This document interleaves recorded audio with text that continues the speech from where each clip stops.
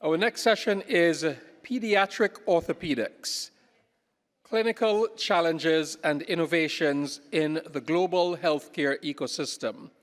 This is being presented by Dr. Daniel Ruggles. He's a pediatric orthopedic surgeon with Nicklaus Children's Hospital, Orthopedic Sports, Health and Spine Institute. His clinical interests include pediatric fractures and growth plate injuries, and he specializes in limb lengthening and alignment correction of congenital and acquired conditions.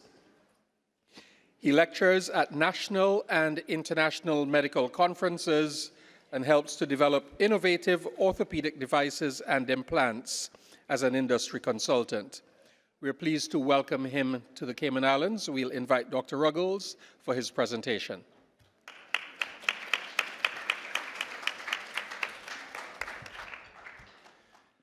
Always got to lower the microphone.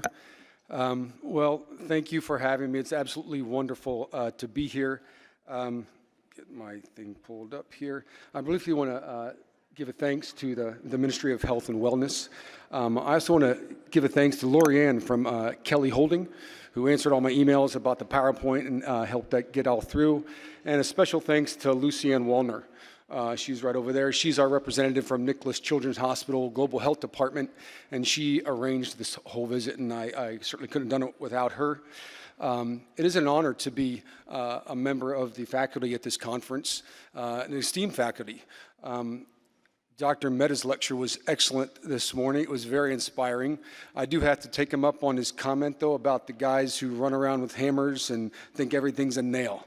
Well, I'm guilty. Us orthopedic surgeons are known as glorified carpenters of medicine, but I don't take that offense. My father was actually a carpenter, and so I tell everyone I'm just in the family business.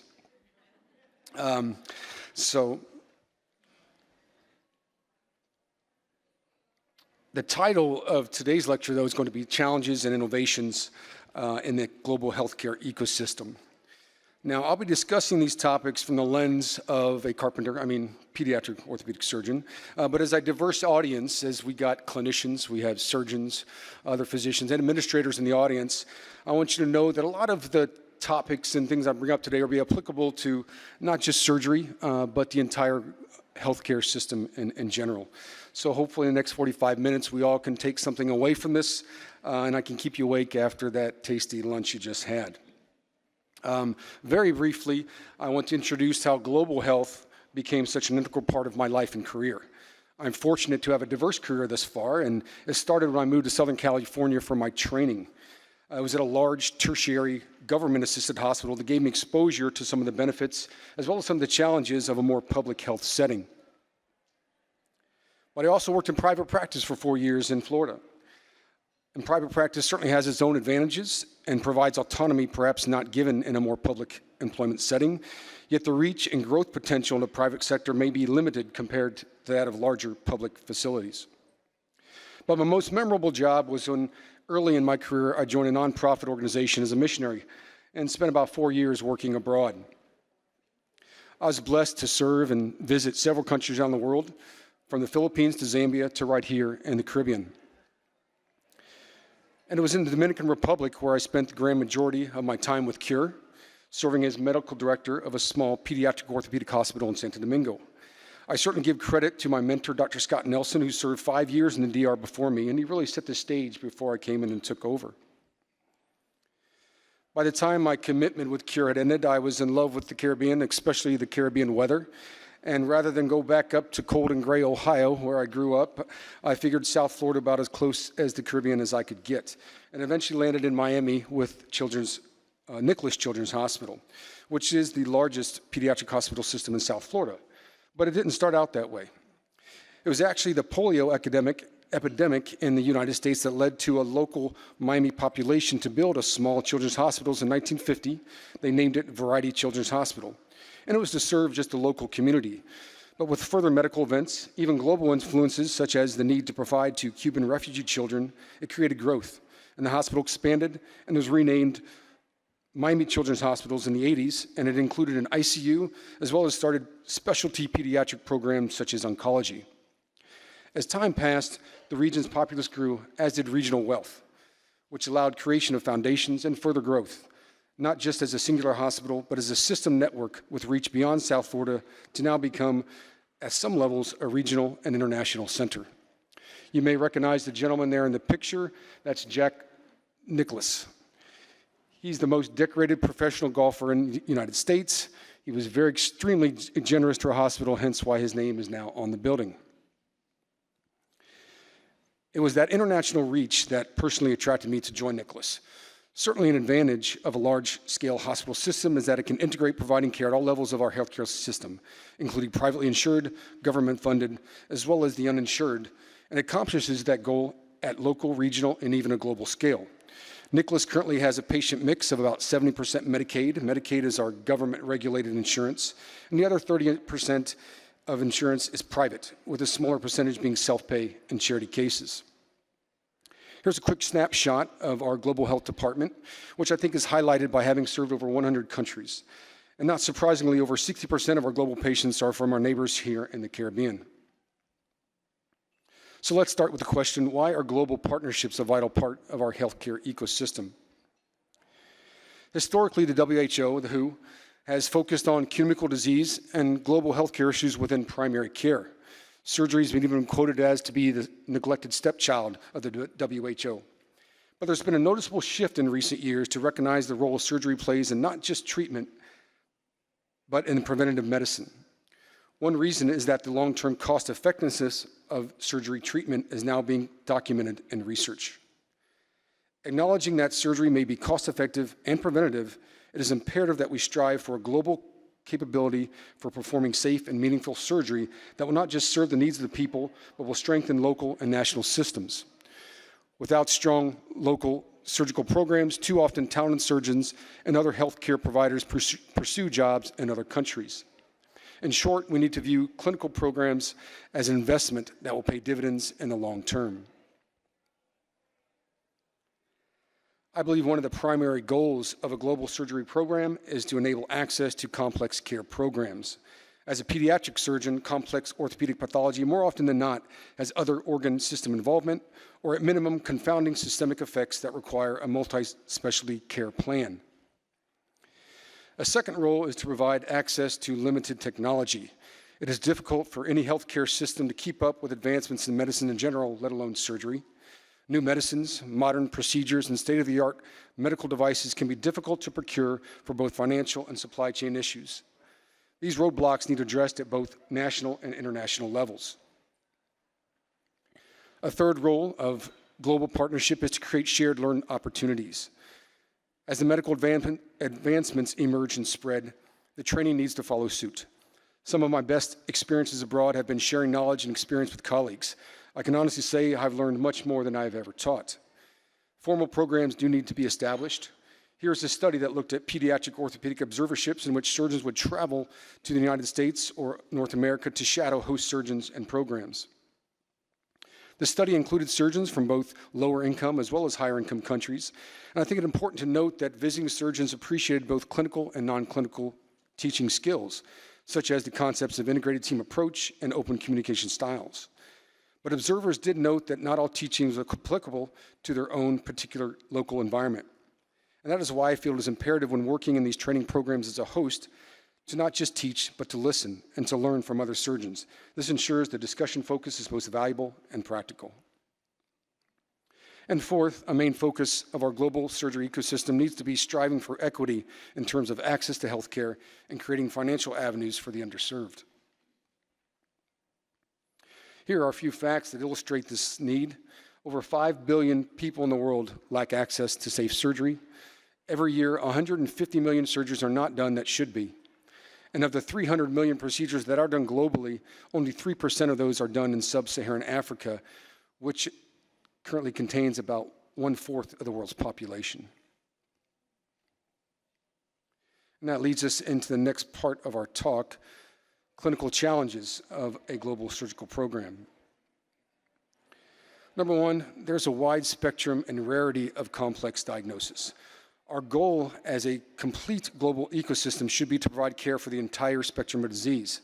In pediatric orthopedics and certainly other subspecialties, many of the more severe and disabling disease processes are also very rare. These are things I encounter in my practice that I never even saw in my entire training years. So when you're facing a pathology that has incidences of 1 in 100,000 or more, how does an individual get competent at treating it? And because these diseases can be rare, as a medical community, we lack universal guidelines to treat complex problems, which further blurs and complicates treatment decisions for physicians. A simple equation is experience equals competence equals improved outcomes. Here's an example of such a diagnosis: congenital pseudoarthrosis of the tibia. It's a birth defect where the tibia or shin bone never forms properly or completely, and the two fragments either connected by poor fibrous tissue or very weak bone, and it's susceptible to fracture early in childhood. The bone and tissue quality are poor and will not heal spontaneously like a typical fracture in a child, and it's difficult to create healing even with surgery. Historically, treatment methods have changed, and there has been a high rate of surgical failure, often leading to amputation. Even just a decade or two ago, a 60% failure rate in surgery for CPT was considered satisfactory in mainstream studies.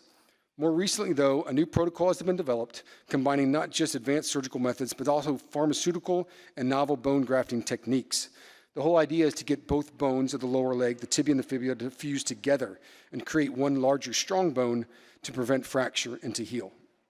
Using this new protocol, multiple studies now show healing rates up to 100%. So I applied this new protocol to our little 2-year-old here.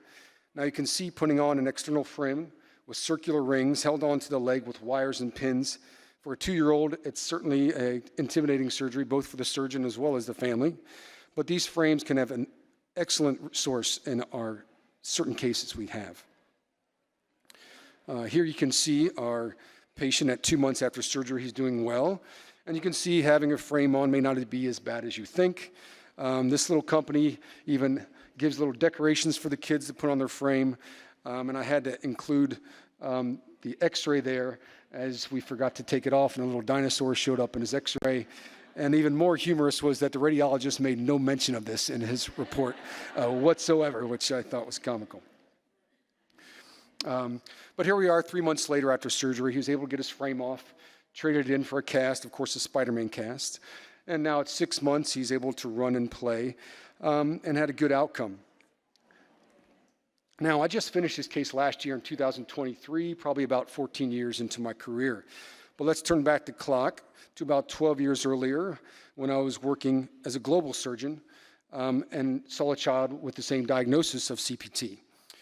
She unfortunately already had surgery that had failed. She'd been offered amputation at other facility, which I didn't necessarily disagree with, and was a reasonable option at that point, but the family wanted limb salvage. So ideally, I would provide the same treatment to her as I did in the previous case, correct?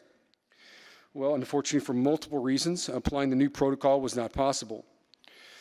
First of all, endocrinology was not available, and I typically consult them for evaluation and to provide bisphosphonated fusions that are done before and after the surgery. It helps to enhance bone formation. There's a newer graft option called BMP, bone morphologic protein, which is tremendous at creating optimal healing environment by recruiting and encouraging new bone cell formation. But BMP costs thousands of dollars per use, and this was not available to me at the DR at the time. We needed special equipment, a special pediatric-sized external frame and internal rods, but fortunately I had a reasonable supply in the DR at my disposal.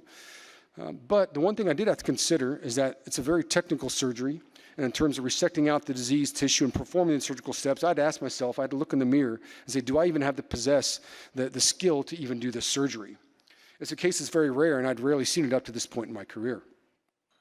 Ultimately, we did take care of that child, but it took a concerted effort and a global collaboration outside of our institution by recruiting a surgical team who could provide equipment and implants, but also the surgical skill, as my friend and colleague, Dr. Sean Standard, came down with the team to help. During my time as a global surgeon, the importance of training was never more apparent, as I was both a teacher and a student. Here you can see my Dominican partner, Dr. Felix Santana, in the middle picture there, as well as Dr. Francelo Alexis in the lower picture there in the middle. A Haitian surgeon who was an orthopedic surgeon who came over to cure for pediatric fellowship. They also benefited by participating in both the surgery as well as the aftercare. Fortunately, she had a good outcome, despite some limitations. Dr. Standard and I have done several missions to the DR together over the years, and it's been invaluable to me gaining experience and competency. It's something that a global partnership provided that I may not have simply obtained by working in the US alone. Number two, in addition to facing rare diagnoses in pediatric surgery, there may often be genetic syndromes, neurologic disease, or other confounding medical issues that complicate creating a safe care plan. The need for a multi-specialty approach is common, and good global partnership will provide those consultations and holistic care plan. I cannot emphasize enough how anesthesia has to be an integral part of surgical planning. Here's one of my dwarfism patients with achondroplasia. Because of the spinal deformities and possible cervical instability, for the anesthesiology team, they are a difficult airway to control, and there's been case reports of catastrophic paralysis during extended surgical time. We have to work with our anesthesia team as part of our preoperative planning process for such patients. The need for multiple specialties is usually predictable prior to surgery, but as we know, surgery is not always predictable. This is a global case that at first may seem like a straightforward orthopedic case, but ended up being much more complex and requiring multiple consultations and ancillary services outside of just me, the orthopedic surgeon. I first met her when she was 5. She had bow legs caused by a poorly understood disease involving the growth plate and the tibia bone called Blount's disease. In Jamaica, she was treated as a toddler with braces, which was the appropriate first line of treatment, and you can see they successfully treated her right leg. Unfortunately, the left side was too severe and progressed in spite of bracing. And any orthopedic surgeons out there know, including myself, how humbling treating Blount's can be, as it has such a high recurrence rate due to the disease growth plate. She indeed required a complicated surgery, consisting of multiple procedures within that one surgery, including osteotomies or bone cuts of both her leg bones and gradual correction with a circular external frame. And she had a procedure to restore her growth plate to normal function, termed epiphyseal lysis or physeal bar resection. Here she is at her end result, and you can see her restored her normal limb alignment. And 2 years later, her growth plate is still functioning properly and growing with her appropriately. Unfortunately, her road to that good outcome was not straightforward. She faced multiple socioeconomic and physical challenges along the way, and these challenges started pre-op. She was uninsured, and she needed to be petitioned for, approved, and funded by our donor foundation.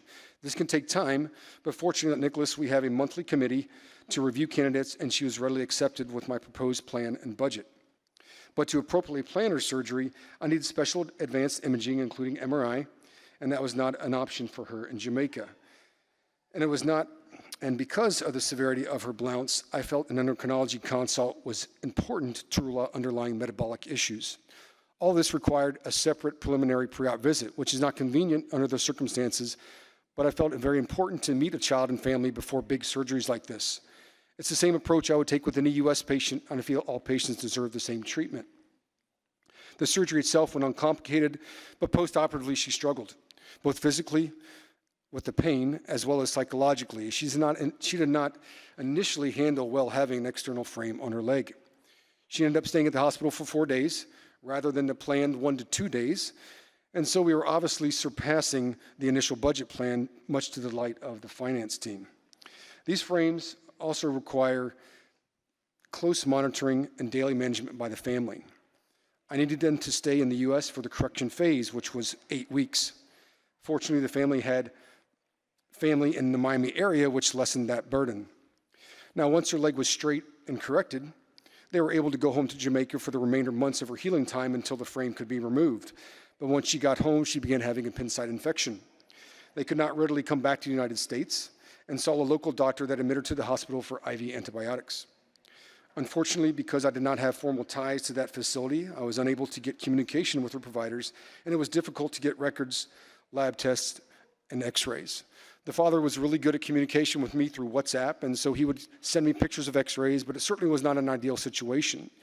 But she was eventually discharged, doing much better, and once her bone healed enough, we made arrangements for her to come back for frame removal in Miami. We took off the frame and all the hardware as planned, Because of her previous infection, though, I consulted the infectious disease team, and they recommended an additional 6 weeks of antibiotics. Again, this was more unplanned consultations, treatment, and resources for her care. Now, we're all happy with the outcome we have now, but certainly in the realm of global surgery, this can be a winding journey to get to the end. A third challenge we face in global surgical programs is providing continuity of care and long-term treatment plans. We already discussed how surgical diagnoses in pediatrics can be rare and require multiple specialties to treat, but may also necessitate long-term treatment plans.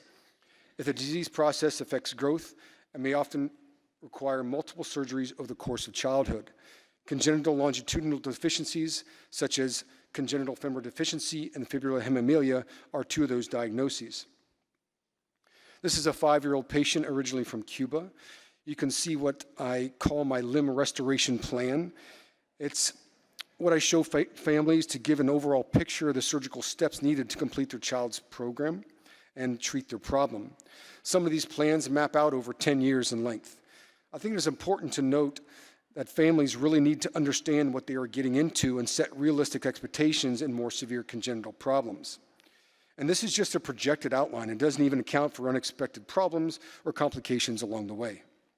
With her case, I am planning a minimum of 6 major surgeries and multiple minor surgeries. This is a long journey and a huge commitment by the family.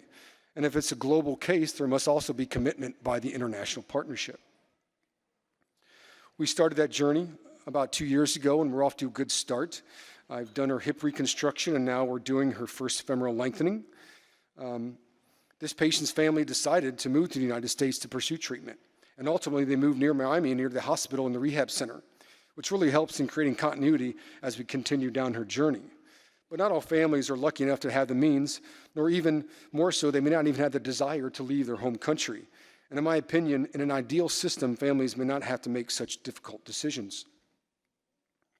Here's another example of congenital femoral deficiency that I treated in my global practice with Cure, and this patient stayed in the DR for the duration of his treatment. The patient's family had a limited government insurance, but that would not cover the care he needed, so the majority of the treatment was afforded by our donor-based funding. He had a very long-term treatment plan. I actually first helped treat him as a resident when I visited Dr. Nelson, and then treated him myself when I was medical director.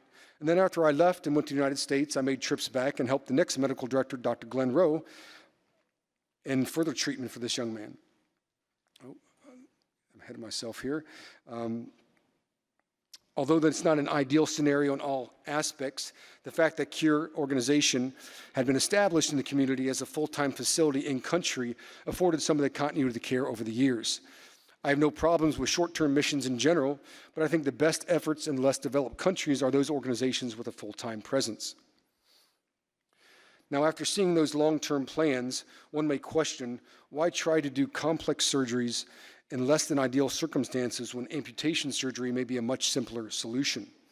And furthermore, in many of these cases, the actual functional outcome of a prosthetic limb can far exceed that of a reconstructed or salvaged limb. As we've all seen the advancements of prosthetic legs and seen kids that can run and play and do sports as an amputee. Amputation surgery often offers a quicker, less complicated, and less equipment-dependent option, but prosthetic limbs also present multiple challenges in global health. First, there's a shortage of technicians.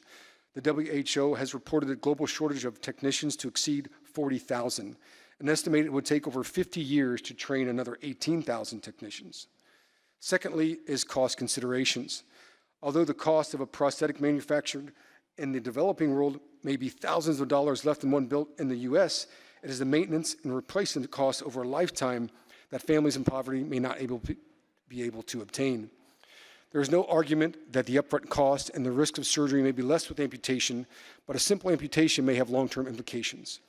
The patient becomes dependent on that prosthetic for their entire lifetime.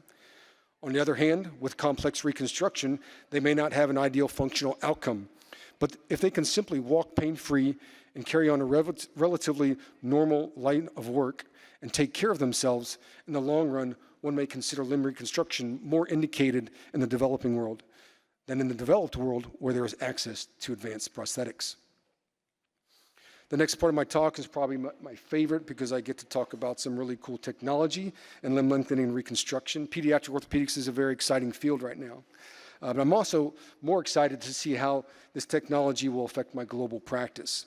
To get started, though, I think we need to recognize that new devices, new procedures, and new medicines, there's not just increased options and improved ways to treat patients, but new innovation eventually can reshape our clinical guidelines and change actual standards of care in a particular field or disease. The realm of radiology is a good example to illustrate this concept. There's been numerous improvements in imaging capability over the years, but one recently that directly influenced my practice was development of new advanced 3D imaging systems. For evaluating limb length discrepancy, a scanogram is the classic X-ray, but because of its multiple faults, the full-length standing X-ray became the preferred method for deformity surgeons. Unfortunately, many private and public radiology centers still don't have capability for full-length upright X-rays. Then in 2004, the first EOS machine was installed in North America and Europe. It's a new type of scanner, a new technology that allows for full-body 2D and 3D imaging. It's more accurate and limits magnification error compared to regular X-rays. They're much better for assessing scoliosis as well as limb alignment. But the biggest claim to fame of the EOS is that it can be up to 9 to 10 times less radiation exposure than regular X-rays, which for both physicians and parents alike is a big deal. I mean, going to get an X-ray and getting exposed to radiation sounds bad, but how bad is it really? And of course, the real question is, can X-rays cause cancer? The true answer to this is likely unknown, but those who say no consider the older, worrisome studies to be skewed, and that the correlation to cancer is likely the result of the disease process, not the X-ray themselves. Yet there are limited older studies that say yes, there may be a long-term correlation or increased risk of cancer, specifically breast cancer, in patients that underwent screening for scoliosis with multiple X-rays over their childhood. If more evidence emerges over time displaying concern for standard X-rays, will these new low-dose imaging systems become the standard of care? But if that does, that means we'll have to have these million-dollar machines everywhere. And as much as I would love that for my practice and my patients, it's simply not practical. In this case, the technology innovation is ahead of the supporting science as well as the economic feasibility. And that poses a problem in the healthcare ecosystem. I kind of equate it to the world of electric cars. Sure, it would be great if everyone had one, and it might be healthier for the environment, but the practicality, the feasibility, and the global financial impact just makes the world not ready for that complete switch. Now I want to look at a couple specific examples of innovation that I think will make significant change in the global health in the realm of orthopedics. You saw earlier in the presentation the use of external fixators to heal, as well as grow new bone while correcting deformities. Dr. Lizaroff is considered our father of limb lengthening and reconstruction. He was the first to describe distracting osteogenesis. It's the process we use to grow new bones. By simply cutting or fracturing a bone, we slowly stretch the bone, not too fast and not too slow, up to 1 millimeter a day. The bone will continually try to heal itself and create new bone in that gap. Now, I still use the classic Lizaroff type frame for treating straightforward deformities or lengthening, but for more complex deformity, Lizaroff frames have been largely replaced by the more advanced hexapod frames. It allows simultaneous correction of not only length and angular deformity, but also rotation and uses all axes of motion. The original Taylor spatial frame was designed by an orthopedic surgeon, Dr. Charles Taylor, and his brother, who was literally a rocket scientist, and it was based off the same model used for flight simulators. Here's an example of a young man when I used a multi-level hexapod frame, which allowed me to do simultaneous correction of both length of 9 centimeters as well as his multiplanar deformity. Using a hexapod frame allowed for a much easier correction compared to if I'd used the classic Lizaroff frame. Hexapods have shown to be more accurate. They use software programs that configure the manual turning program, and the families are given a printout program which is relatively easy to follow. And once the patent ran out on these hexapods, multiple companies now have their own version, each with their own unique changes to continually improve on the original hexapod frame. However, with more advanced technology comes higher costs. And I'm not sure if it's similar here in the Caymans, but getting new technology approved in some hospitals in the US can be challenging. If the hospital budget committees are not convinced that a new product is needed, they may deny its use. despite the excitement of surgeons like me wanting to use these new technologies.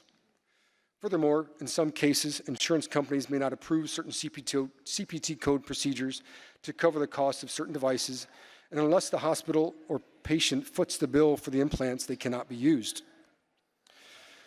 Now, I employed a different strategy while I was working in the DR.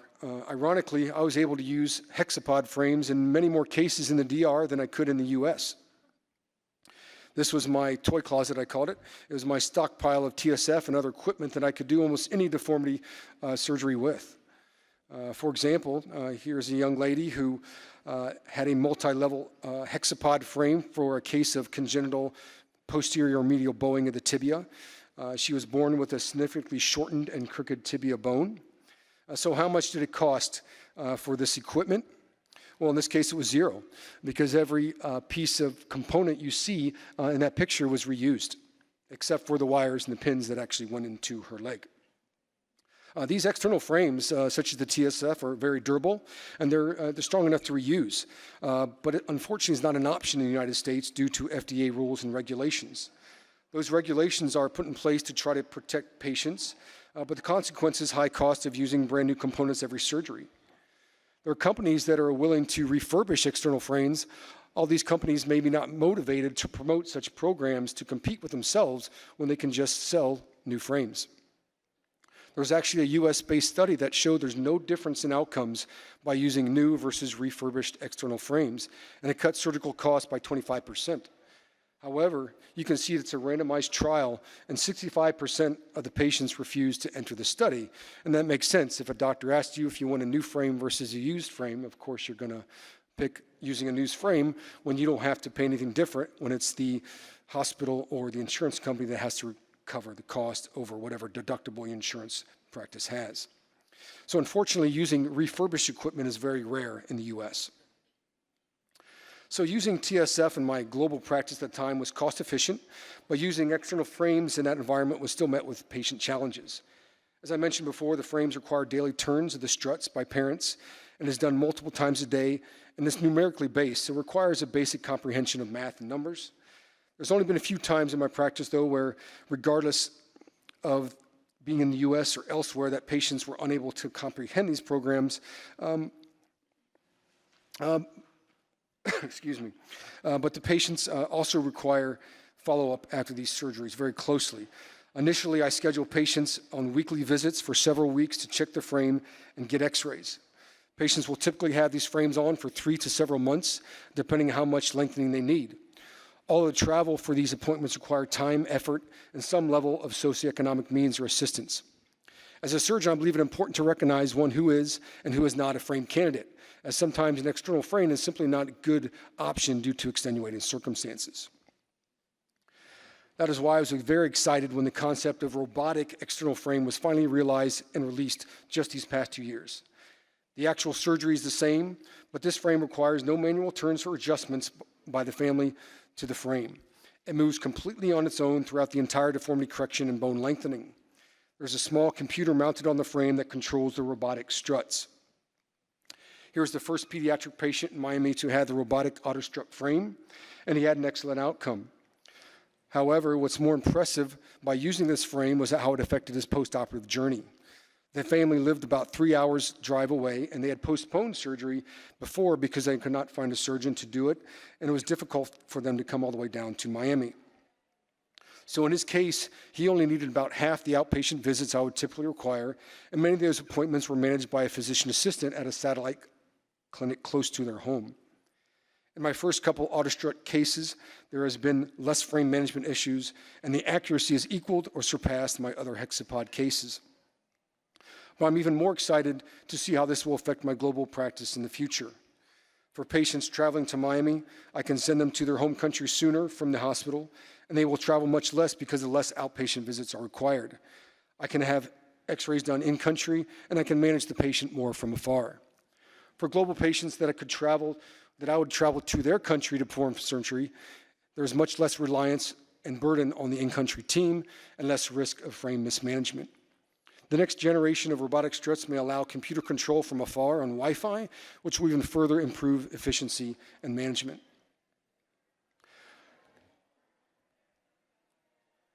Now, as much as technology is improving, an external frame is still an external frame with all its inherent risks. And although good technique can limit those risks, there are potential complications of pain, pin infections, joint contractures, fractures, scarring, and even psychological stress. These undeniable risks have driven technology within our field to answer the question, can we lengthen bones from the inside? This concept is not brand new, but previous designs were relatively unsuccessful until now. For about the last decade in the US, we've had a reliable internal bone lengthening device. It still uses methods of distraction osteogenesis, but no pins, no wires, it's a completely internal device. So obviously it has a very different patient experience. Now this device will not make external frames obsolete, and we cannot address all complex deformities with a straight intramedullary device, but the precise nail has revolutionized the way we address limb length discrepancy. This precise nail uses a magnetic motor to expand the telescopic nail, and it's controlled by an external remote control that drives the motor from the outside of the patient and does not cause any pain during lengthening, because each lengthening section is just a small fraction of a millimeter, and it's gone over a course of 2 to 3 minutes. And you can see this is a relatively minimally invasive surgery. I cut the bone through about a 1 centimeter incision, and I can place the implant in an incision about 2 to 3 centimeters. Here's a case using the precise nail, a 15-year-old who suffered a previous fracture to the growth plate of his femur when he was younger, and led to both a limb length discrepancy as well as a bow leg. I successfully lengthened and realigned his femur, and he was back in sports several months later. And best of all, there was no need for an external fixator. The precise internal nail was truly a game changer in my field, and multiple studies have now shown its improved tolerance, compliance, and quicker recovery compared to external fixation. Our algorithm for treating limb discrepancies, which classically has been determined by the physician in terms of decision-making, now for me is more patient-driven when it comes to the surgical decision-making. I will now offer lengthening procedures for differences as small as 2 centimeters, and I would never offer that with an external frame. Because the technology has provided more options to us as surgeons, we can translate that to more options for patients. But what about the potential global impact of internal lengthening?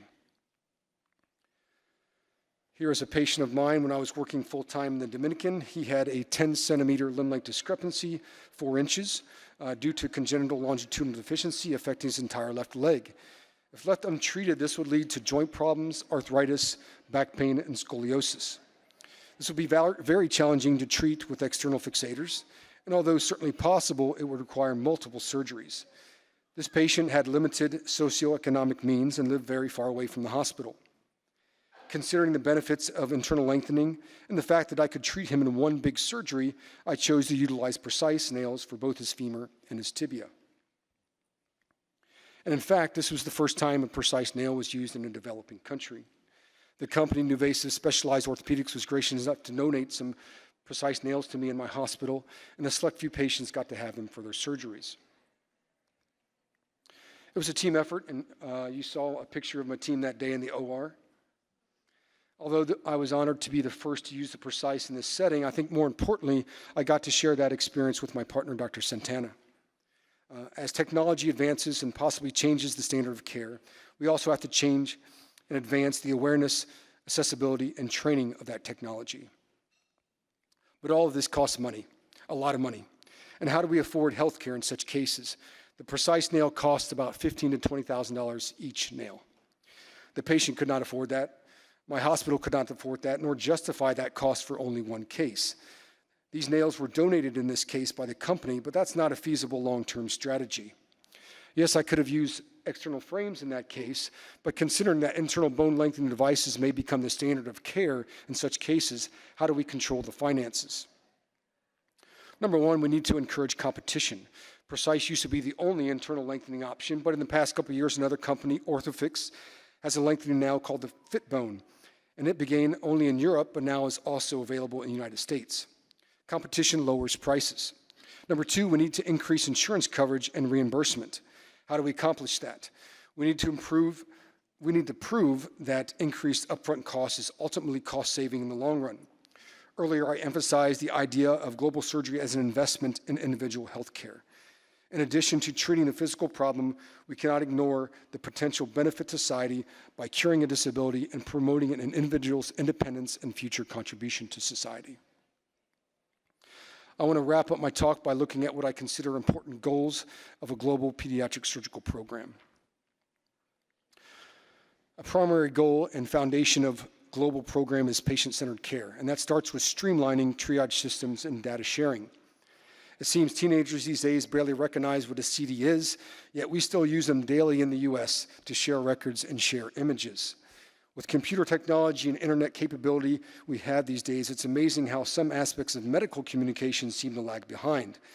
I would not be surprised if here in the Caymans, if you're well ahead of us in the US in this regard. But we are making strides. Newer online platforms such as PowerShare make it possible to more easily share and obtain records, results, and imaging from other institutions. These communication platforms not only make things more convenient and efficient, but also improve care. When newly referred patients come in with a fractured arm, for example, if they didn't bring their images, they only have two choices. They can reschedule their appointment and go get their CD from their first provider, or they can get new x-rays, which adds to overall healthcare costs. And going back to earlier, maybe we shouldn't be doing unnecessary x-rays in kids. PowerShare eliminates that predicament for patients, and I use it for all my pediatric referrals from our Miami neighbor Baptist Hospital. There are some private imaging centers that provide patients with direct online access to their x-rays, and the parents in turn will provide those links to us. I've had a few global patients come to me with similar types of online links, but in general, I can only imagine what it would be like to have a universal online platform for assessing medical records on a global scale.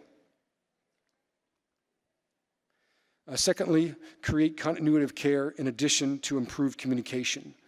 As my U.S. practice has expanded from the local Miami area and Southwest Florida to North Miami and the South Central Florida, I realized that I can't be everywhere every week. At our northernmost outpatient facility in Palm Beach, I'm utilizing a PA to see post-op patients, and she also serves as a referral source. And then I make up trips up to Palm Beach every 6 to 8 weeks to see patients in person. In the global setting, I think a similar model could be designed. If there exists a formal partnership or affiliation with an in-country facility where staff members could be assigned. Or perhaps more ideal is a situation creating partnerships with international providers out of your system, with the dependent factor being maintaining good communication between treatment teams. And speaking of medical communication, we all know how much it has changed in recent years with the use of telemedicine. Nicklaus has an entire section in the hospital designated for telemedicine. I admit that I was initially and still somewhat resistant to the idea of telemedicine as a routine part of my practice. I think the sit-down, eye-to-eye relationship building that occurs in person is a basis of me being a doctor, especially for that first visit. But again, as things continue to grow, including the reach of my own practice, I find my numbers of telemedicine increasing regularly. At first thought, telemedicine seemed like the perfect fit for an international physician-patient communication platform, but it does present obstacles. Besides technically based issues with bandwidth, Wi-Fi access, there are legal issues that arise. Do you need to be licensed in the country where a patient is located? The typical answer to that is yes. The definition of a location of the telemedicine visit is determined by the patient's location, not where the doctor is located. I cannot have an official telemedicine appointment with a patient in Georgia because I don't have a Georgia license, even if I'm sitting across the border in Florida. There are exceptions, and I believe that some countries with governmental agencies that don't require or have lessened licensure requirements for international physician telemedicine, and there are countries that have agreements and protocols with specific neighboring countries. That being said, when I do official telemedicine in the US, I document the visits, we have billing codes, and the records of interaction are kept. Subsequently, it also goes through insurance for reimbursement. I do admit, though, that in the US and internationally, I communicate with my patients frequently. Almost all of my patients have my cell phone number. Especially when dealing with external frames and patients with daily care plans, they need to have direct access to me. I want them to have that access.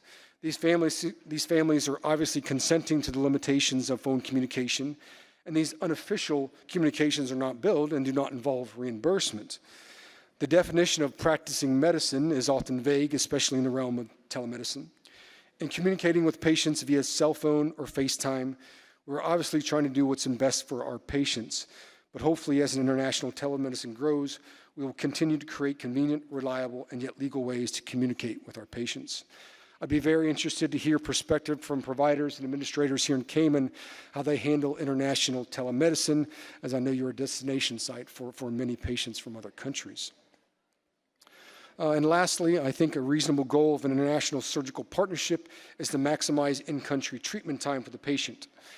To compare this idea on a regional scale, Nicklaus currently has an affiliation with a smaller hospital in Southwest Florida, and we staff their PICU and NICU.